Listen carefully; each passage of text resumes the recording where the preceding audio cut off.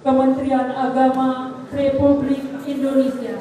Yang terhormat kepada Bapak Profesor Dr. Andes Indengar Dwije MSI. Disilakan.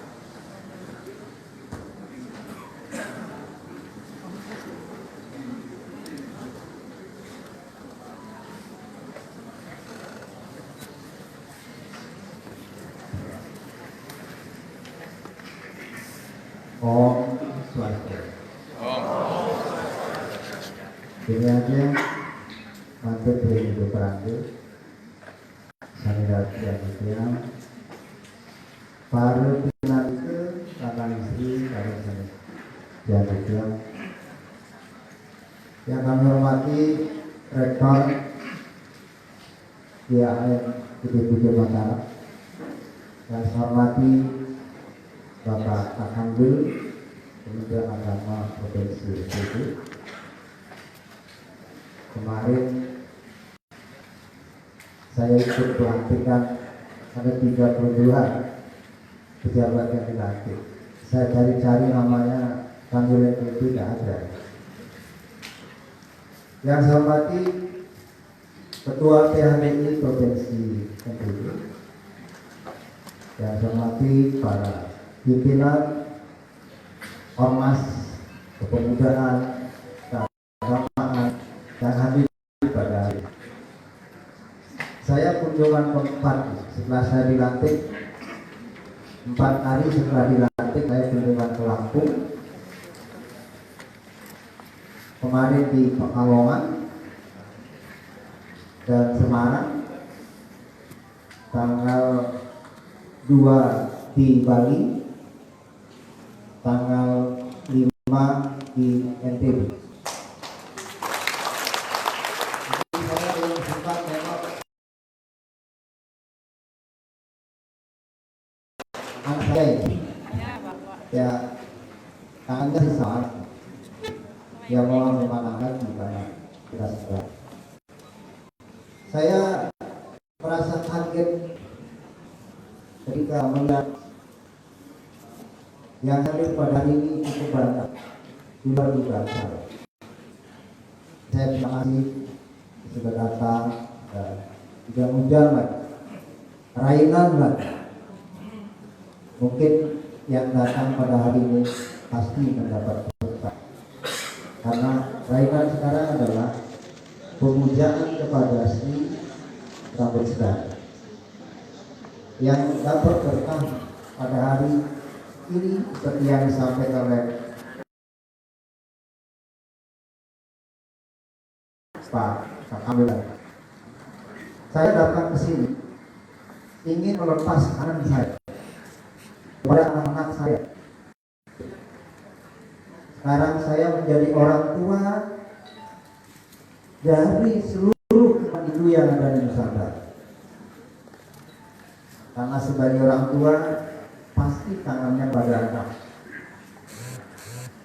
Tentu anak itu kalau orang Bali menyebut nyohancem, tanpa tersifat. Ada yang celikan, ada yang gedean.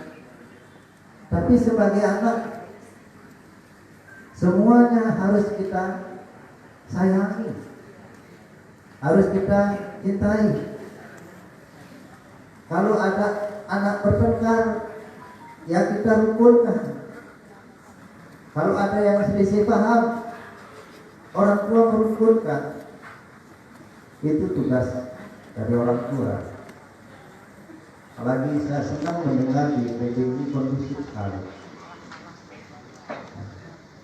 Itu yang pertama. Yang kedua, mungkin di antara Bapak Ibu ada yang belum kenal Dirjennya. Ya inilah Dirjennya.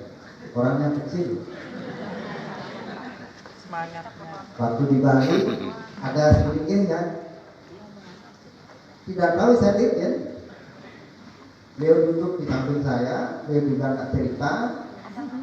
Setelah selesai acara, tiba-tiba beliau mengadakan lompat komando kepada saya, Pak Dirjen, mohon maaf, Kirain bukan dirjen tadi. Ya soalnya dirjen itu kan harus besar, berbobot. Saya dirjen yang paling tidak berbobot. Karena hanya 51 kilogram. Tidak terlalu berbobot lah. Ini yang kedua yang ingin saya sampaikan. Yang ketiga, saya ucapkan terima kasih Pak Rektor sudah memberikan tempat untuk menyapa semua yang hadir pada hari ini adalah sahabat saya, bukan bawahan itu, sahabat saya. Bagi seorang sahabat yang sejati harus mau dalam suka dan duka. Kalau Anda bersahabat pada saat suka saja, kemudian mengabaikan pada saat duka, itu bukan sahabat sejati. Oleh karena itu, mari kita bersama-sama menjadi sahabat yang sejati. Untuk apa? Untuk umat, untuk negara dan bangsa ini. Yang keempat, sebelum saya sampaikan apa yang ingin saya sampaikan sebagai tugas saya sebagai dirjen, ada 3 hal yang penting saudara sampaikan, dan saya sampaikan juga kepada teman-teman sahabat semua. Ada negara, ada agama, dan ada adat. Di mana posisi negara ketika agama itu berkembang, di mana posisi agama di dalam negara, dan di mana posisi agama di dalam adat, harus kita pahami bersama-sama. Itu sebagai bagian dari negara yang disebut Hindu Nusantara, sebagai bagian dari negara, maka dia wajib menjunjung negara sebagai sebuah institusi, sebagai peranata yang menghadirkan agama di tengah-tengah masyarakat. Oleh karena itu saya minta dan mohon kepada umat Hindu di seluruh Indonesia, di seluruh Nusantara, bahwa negara yang punya 4 persoalan dasar yang disebut 4 pilar kebangsaan, Pancasila, Undang-Undang Dasar 45, NKRI dan kebinekaan, tidak boleh ada berubah. Tidak boleh ada yang berubah terhadap 4 persoalan itu. Karena posisi agama kita, pemerintah, negara hadir dalam melindungi hak-hak beragama kita, termasuk Hindu. Ada Direktorat Jenderal Bimas Hindu. Itu hadir negara dalam institusi. Ada parisader, ada kanwil, ada kanet, penyuluh, guru agama. Itulah wujud dari kehadiran negara untuk membangun umat di seluruh Indonesia, seluruh agama. Jadi kalau kita mengabaikan 4 pilar kebangsaan itu, maka negara boleh melakukan reduksi terhadap apa yang dilakukan oleh bangsa sendiri. Nah, yang kedua, saya sudah sampaikan bahwa konsep yang kita emban selama ini adalah adat Nusantara. Itulah sebabnya saya berkali-kali mengatakan pengembangan Hindu ini adalah pengembangan Hindu Nusantara. Saya mengutip pernyataan dari Bung Karno. Kalau jadi orang Islam tidak harus menjadi orang Arab. Kalau ingin jadi orang Kristen tidak harus menjadi orang Yahudi. Kalau ingin menjadi orang Hindu tidak harus menjadi orang India. Mantap. Jadilah saudara-saudara Hindu, Islam, Kristen Nusantara yang berpegang pada nilai-nilai Nusantara, berpegang pada nilai-nilai Nusantara. Kenapa saya katakan begitu? Dalam konsep itu, nilai-nilai yang tertulis di dalam berbagai naskah, berbagai artefak yang tadi dijelaskan dari Ketua PHD, arsitek Purwolinggo Jauh, ada keterlibatan dua agama yang begitu hebat, Ya. yang belum tentu bisa kita tiru sekarang. Ada Candi Prambanan yang sekarang Candi Prambanan itu sudah menjadi penguasa UNESCO. Kira-kira insinyur yang mana yang membuat Candi Prambanan? Pada saat itu belum ada universitas, Belum ada profesor. belum ada insinyur, belum ada traktor, belum ada alat berat. Kok bisa membuat sebuah candi yang sampai sekarang itu tidak ada gempuran dari gempa pun? Sekarang bisanya buat apa? Mandir. Dan candi Mandir. Prambanan. Berarti lebih hebat leluhur kita daripada kita sekarang. Kita memperbaiki saja sekarang 50 tahun belum selesai. Lulur Jonggrang dibuat dalam 1 hari 1 malam. Ya. Saya hanya ingin Candi Prambanan itu tidak ada cakarayang, tidak ada cakarayang, karena insinyur yang membuat itu adalah insinyur dari surga, namanya Wiswakarma. Beliau guru besar arsitektur dari Universitas Udayana, dan sekarang kita puja sebagai arsitek, termasuk komponen mobil hasil Wiswakarma itu, bukan Jepang.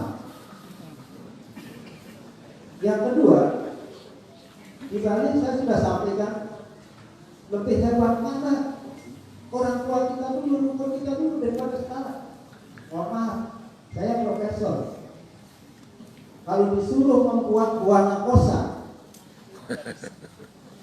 Siwagama, saya nyerah.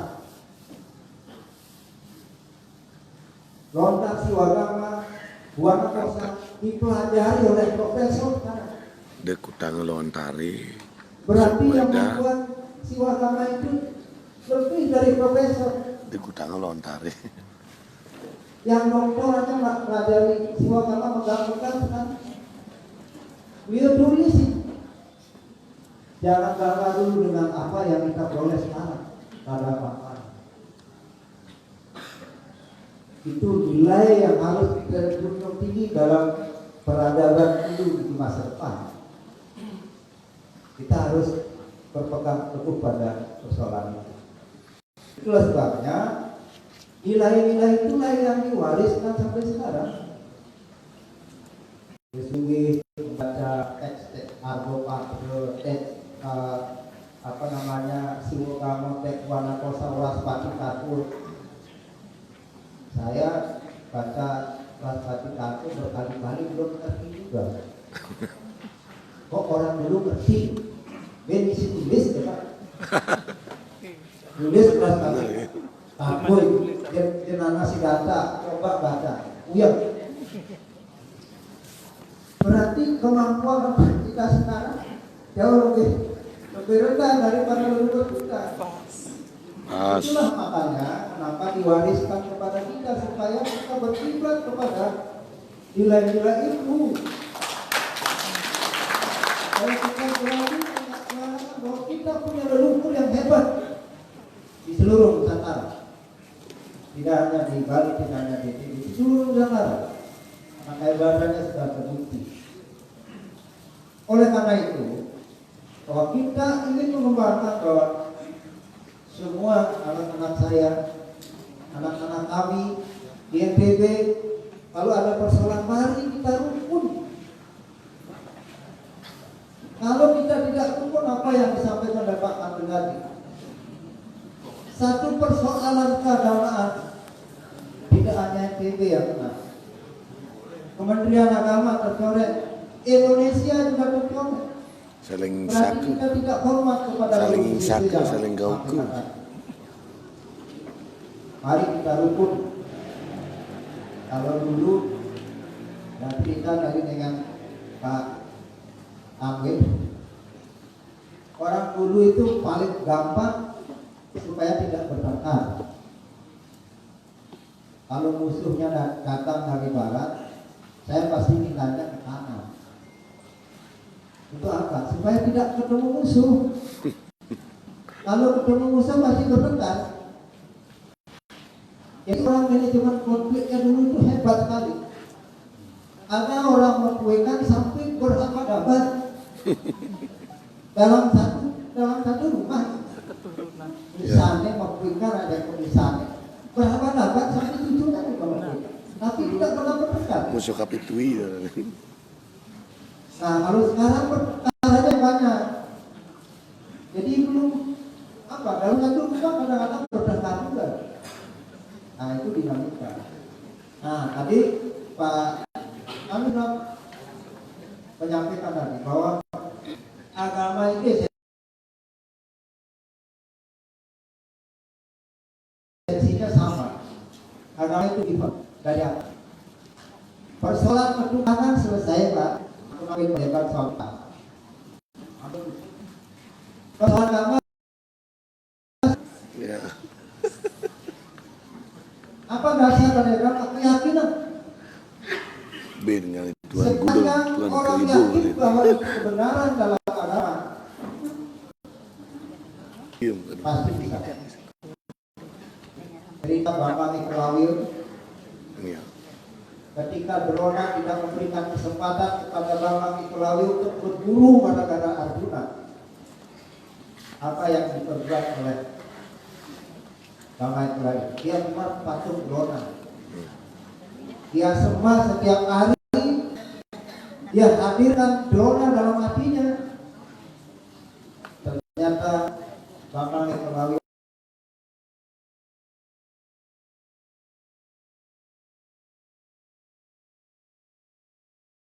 lebih hebat lagi.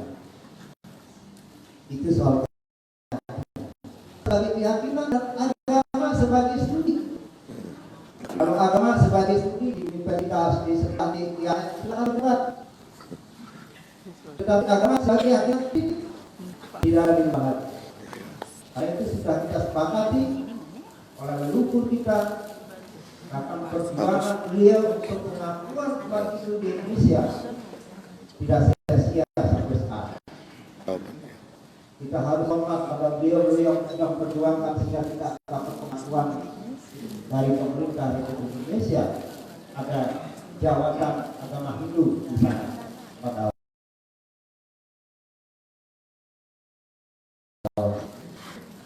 oleh itu saya bergembira sekali karena saya sebenarnya juga besok oleh Pak Dok berikan pembinaan kepada seluruh pegawai. Jadi saya di IAN sekarang tidak ada seperti itu. Murni ini acara atas inisiatif dari Pak Rektor. Saya ingin bertemu Bapak Ibu sekarang.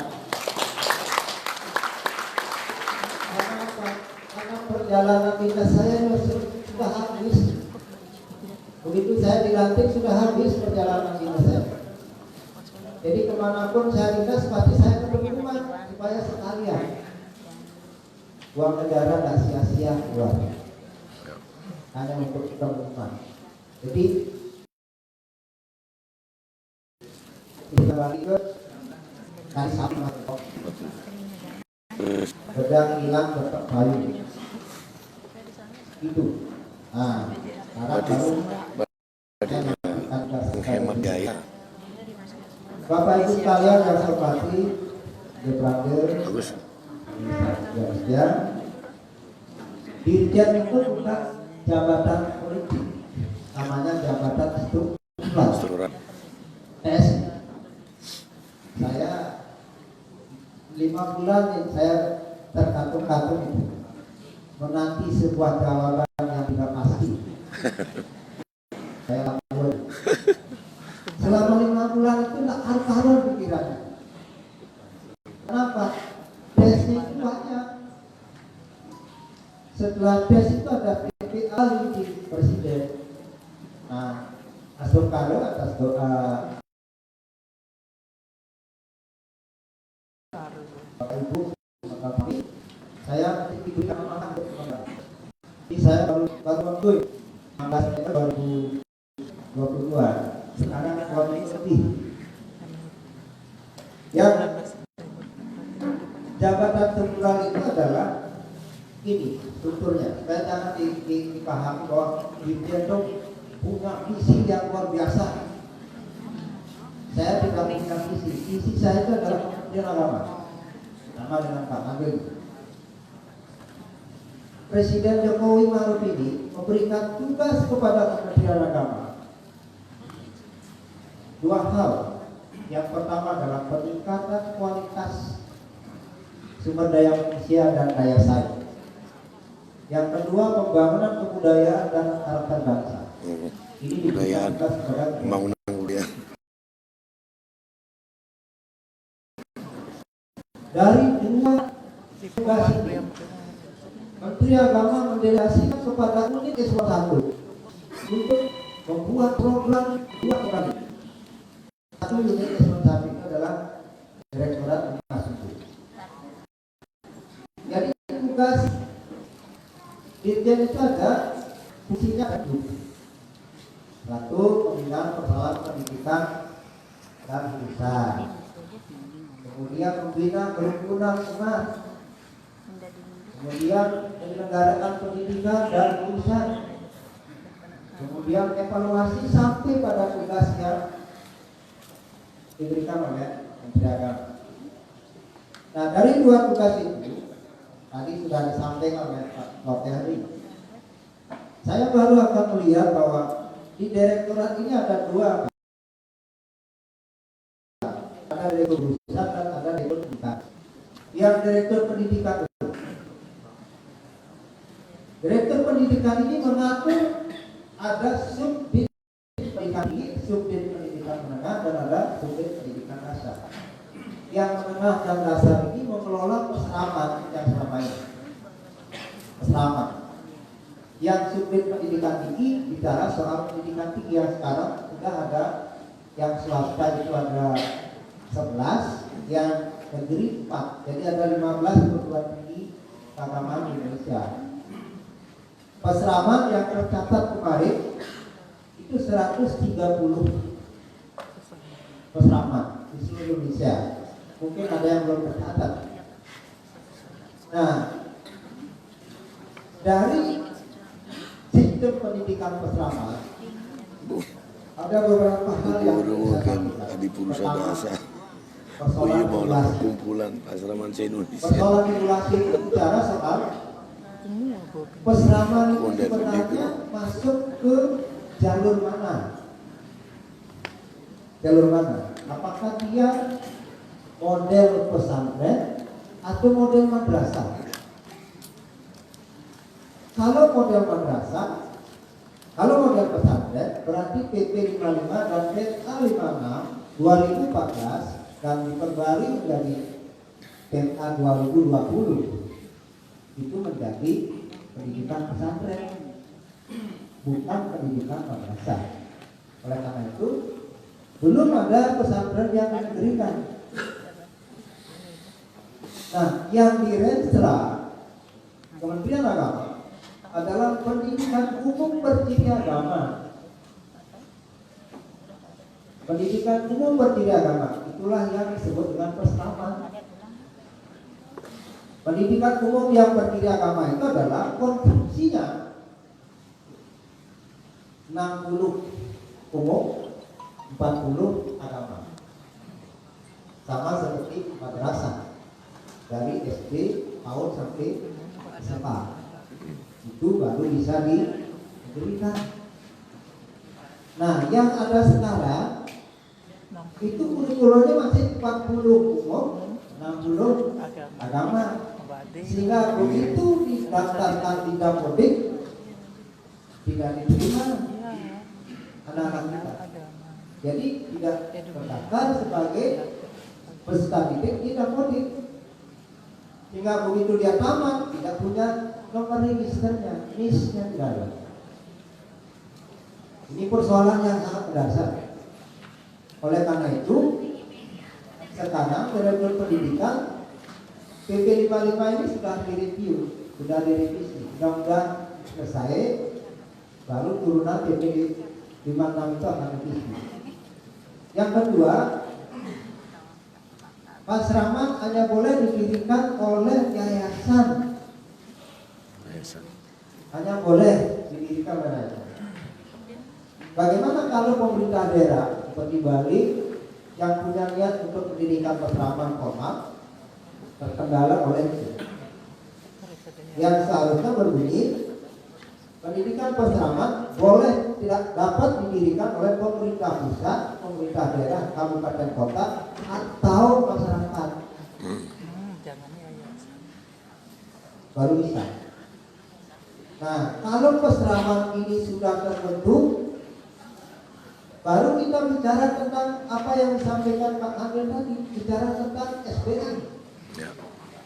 Kalau belum pasraman ini bisa formal dan diberikan, kita negara tidak punya kewajiban yang indah untuk membiayai ini secara Masaknya pasraman harus asal malu kayak. Makanya sekarang namanya bantuan pasraman, bukan pembiayaan untuk pasraman. Ya ini Namanya bantuan itu tak boleh terlalu sering, maksimal 2 kali. Ini kendalanya. Yang ketiga, guru pasraman kita belum ada PNS, masih non PNS, bahkan masih iya dia kontrak. ngatur, Budi sudah diatur. Bagaimana bisa ukur rata-rata guru pasraman kita siapa, di mana, nomor induknya seperti apa, keahliannya apa, pelajarannya apa, masih panjang ceritanya. Masih panjang ceritanya. Jadi ini PR saya itu begitu sampai di kantor lumayan juga merasakan. Oleh karena itu teman-teman, sekarang saya rapatkan teman-teman di rektorat. Untuk tahun ini rencana akan kami coba negerikan ada 5 pasraman di seluruh Indonesia, baru 5 Pak, yang sudah siap. Nanti kalau ada NTB, kalau sudah siap, kalau dikasih tahu ke subdit pendidikan supaya segera diverifikasi. Ada pasraman Wijindra. Kita coba 5. Kalau saran teman-teman sih setiap provinsi 1, berarti ada 34. Persoalannya adalah Pasraman Wijindra. kesiapan dari pasraman itu sendiri, bukan karena pengumuman politik. Kita pasraman itu misalnya apa tidak. Teman-teman, mungkin Pak Ketua Presiden kalau memang sudah ada siap dinegerikan, berikan kami laporan. Kalau dapat negeri 5 saja, kalau 5 itu dari guru sekolah itu paling tidak ada 15 guru di sekolah itu sudah 15 kali 5, lumayan. Kalau sekarang mengajukan pengangkatan guru, alasannya apa? Kelembagaan kita tidak punya. Ini jadi masalah. Jadi tidak, yang cara istilah Bali itu kan bukan membusukan ini. Benang kusut. Untuk menata itu lebih baik daftar aja. Lebih baik ulang gitu. Daripada mengurai satu-satu itu berat. Itu bersama. Mohon sementara di Sumbawa, di Bima, kalau ada pasraman yang sudah siap dinegerikan, sampaikan datanya ke direktorat. Asal kalau bisa ada 15, saya malah senang sekali. Yang berikutnya, pendidikan tinggi kita yang swasta ini juga jadi perhatian. Kenapa? Swasta itu muridnya sedikit, jumlah dosen harus memenuhi syarat. Menggajinya siapa? Yang berikan gajian siapa? Berat Pak, namanya dosen. Tadi aku ya dosen hijau di Sepang, udah gaji ini percuma pernah gaji tuh kadang bau kadang sih karena swasta itu tidak seperti negeri masuk saya masuk ngajar bau gaji Pak. Ada dosen yang bertahun-tahun nggak masuk gaji tetap Pacar kewa. cuma di sana nanti tanggung jawab di sana cuma di sini. Ya. Jadi kalau kita mengambil hak kita tanpa kita wajib berikan kontribusi, Madak di sana panggunung. ditagih. Kalau di sana siapa yang nolong? Madak. Pokoknya madak Kalau di sini panggunung. masih ada bank, Pak. Kalau di surga siapa yang nolongin? Tidak ada bank, Pak. Kalau disuruh bayar gimana? Tapi jadi itu persoalan yang dasar sehingga Ada di kedituan rumah ya. perguruan tinggi kita di swasta ini mengalami juga persoalan yang perlu ada keseriusan. Mudah-mudahan ke depan juga. Penegerian setelah pelatihan sudah hampir. Mudah-mudahan tahun ini sudah clear. Jadi sudah diingatkan ini Kak. Jawa wajib dapat satu lembaga pendidikan tinggi karena manapun kita berasal dari Jawa, kita orang Jawa sih sudah berubah jadi orang Bogor, Jawa. Kemudian masalah keamanan sudah selesai. Kemarin saya ketemu wakil dan budaya soal speed tadi pagi sudah ditandatangan clear. Kalau ruang minggu Pak dari Dirjen menyelesaikan masalah seluruh Indonesia. Amankan sabuk ke tanah. Apa bisa disebut? Saya Ngapain cendek kan? Baik. saya kuat tadi. Ya sabukannya apa? Benar yang beli di kuliah tadi. Jadi bukan sabuk pengaman kayak gitu. Terus tidak urusan Pak. Yang menjadi persoalan adalah tadi Pak kami bilang soal moderasi. Soal moderasi. Kalau orang Bali, orang ibu Bali jelas moderasinya. Apa jelasnya? Menyamar berair. Konsep menyamar berair itu adalah konsep moderasi yang best practice, bukan narasi. Pak Kamil kami di NTB dan juga di Bali punya nyamuk Islam, nyamuk Kristen. Orang Islam itu nyamuk, saudara. Bahkan sampai ritual pun ada namanya lawar Islam, lawar yang tidak pakai daging babi. Dari konsep ideologinya sudah moderat sekali. Makanya Pak Kamil tadi mengatakan bahwa memang teman-teman di NTB dan di Bali sudah menerapkan itu konsep moderasi. Jadi menganggap sebagai saudara. Makanya ada nyawa Islam, nyawa Kristen, nyawa Buddha. Itu bentuk moderasi kita. Jadi kita punya konsep yang jelas dalam praktik. Nah, oleh karena itu, kalau kita bicara soal moderat, ada 4 tahap nih yang harus dipahami. Pertama, ada orang yang baru tahu tentang apa. Itu pengetahuan yang pertama. Lalu tentang apa? Oh ini kita beda, ini roda ini baru batas tahu ontologi. Pun mau keber. Tahap kedua, tahu bagaimana. Tahap ketiga, tahu tentang mengapa. Dan yang terakhir, tahu untuk apa. Ketika orang beragama tahu tentang untuk apa, disitulah ending sebuah pembelajaran agama. Setiap orang yang dianggap memiliki pengetahuan di dalam Nittisastra disebut ciri ukuran seseorang ia cakap, ibu pengetahuannya adalah dari kata-kata. Dari kata-kata. Kata-kata itulah yang menunjukkan pribadi seseorang. Dalam bahasa Indonesia, bahasa menunjukkan bangsa. Kalau bahasanya kasar, berarti bangsanya kasar.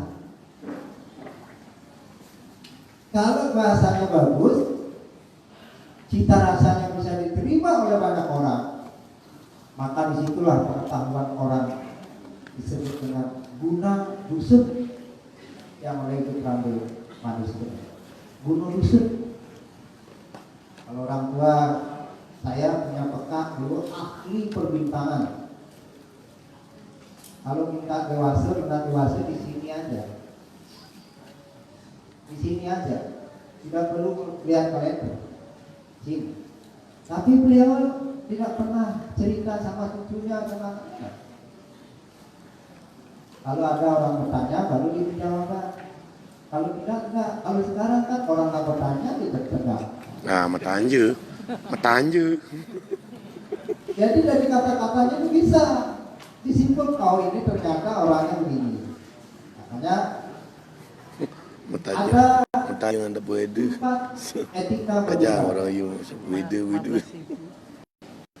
wasita limitante mengulang dengan kata-kata kita bisa menemukan kebahagiaan. Kalau ingin bahagia, buatlah kata-kata yang bisa membahagiakan orang lain. Wasita limitante menemukan kata-kata kita bisa menemukan kesetaraan. Wasita limitante pati ke panggung kuliah peraus sudah mati. Aku kan undang-undang ITE sekarang itu jelas, undang-undang ITE jelas. Yang paling bagus adalah wasita limitante menemukan terus kuliah kata-kata manis itu menemukan mitra. Mitra itu bukan selingkuhan, bukan. Mitra itu adalah kawan. Sahabat. Yang menunggu kata-kata itu dia nggak timpal. Nggak. Nanti ngemetrain Dan dan. sahabat itulah sebenarnya sebagai bagian yang terpenting. Sahabat itu adalah harta abadi. Bisa dikesepuk. Kalau saya NTB banyak menyapa betapa bahagianya saya. Dibandingkan dirjen ke Ini pinter NTB nih. nakonnya saya ngambil Nusuk tapi dalam. sekarang. Dan sahabat yang paling sejati adalah ilmu pengetahuan. Noro nomito mamuli hanuar tidak ada sahabat yang lebih utama ilmu pengetahuan. Kita bawa sampai mati. Kita bawa sampai mati pengetahuan itu. Kalau sahabat yang ini di dunia ini Bang Bogan latur aja hal itu sahabat sejati kita dalam pengetahuan. Orang yang tidak berilmu pengetahuan namanya awidya. Awidya itu gelah. Gelah itu artinya aturu.